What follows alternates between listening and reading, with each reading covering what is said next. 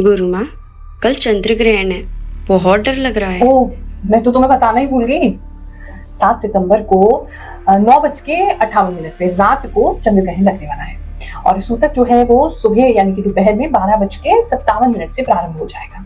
लेकिन इसमें डरना क्या है, साल में 2 से 3 सूर्य ग्रहण चंद्र ग्रहण पड़ ही जाते हैं और तुम इतने बड़े हो गए हो, अब तक न जाने कितने सूर्य ग्रहण चंद्र ग्रहण तुम्हारे ऊपर से गुजर गए हो। हाँ, सोशल मीडिया पे कुछ ऐसे विचित्राणी हैं, हर साल हल्ला मचाते रहते हैं कि 1000 साल बाद ऐसा योग आया, 2000 साल बाद ऐसा संयोग बना। लेकिन हमें भक्त बनना है, अंधभक्त नहीं। चंद्र ग्रहण यानी कि लूनर एक्लिप्स एक खगोलीय घटना है, एक एस्ट्रोनॉमिकल इवेंट है जहां पृथ्वी अपनी शैडो से, अपनी छाया से चांद को कवर कर देती है। एज पर साइंस इसका हमारे ब्रेन पर, हमारे ब्लड पर, हमारी बॉडी पर या हमारे पाचन पे कोई भी डायरेक्ट इफेक्ट नहीं पड़ता है।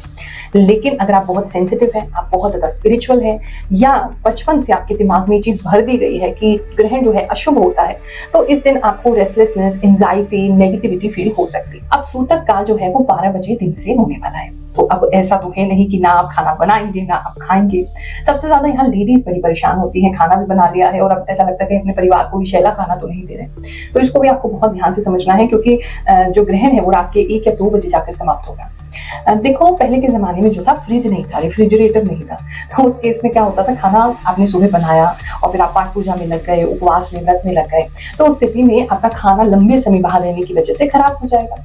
लेकिन आज आपके पास रेफ्रिजरेटर है तो उस वजह से आप उसमें रख सकते हैं। फिर भी अगर आपको डाउट है तो आप उसमें तुलसी का एक पत्ता जो है वो डाल सकते हैं, क्योंकि तुलसी में एंटी फंगल और एंटी बैक्टीरियल प्रॉपर्टीज होती हैं, तो खाने को सड़ने से ज्यादा जल्दी खराब नहीं होता खाना उसको रखने से।